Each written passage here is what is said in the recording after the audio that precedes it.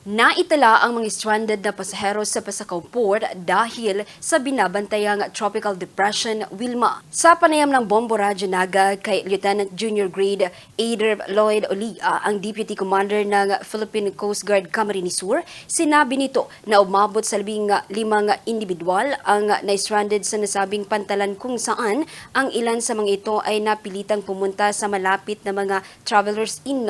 Anya mayroon pang natitirang individual sa pantalan na patuloy namang binibigyang asistensya ng kanilang hanay. Paliwanag ni Ulia, mismong ang shipping lines na ang mga nagkansela sa biyahe dahil sa nararanasang malakas na pagbuhos ng ulan at masamang sitwasyon sa karagatan. Maaalala, nauna na rin kinansela ang biyahe mula sa Pasakaw Port hanggang sa Masbate dahil na rin sa nasabing bagyo. Maliban dito, naglabas rin ng gale warning ang Coast Guard Station Camarines Sur at suspension sa mga bumabiyahing bangka upang matiyak ang kaligtasan ng lahat.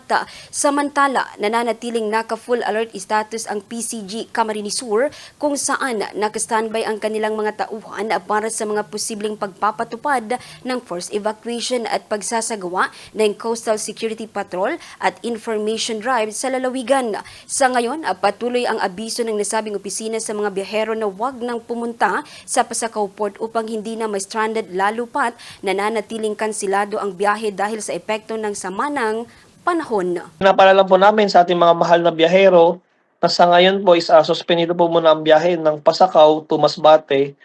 Kaya po ang in-advise po muna namin sila is wag po muna silang pumunta sa Pasakaw Fort para po hindi sila may stranded.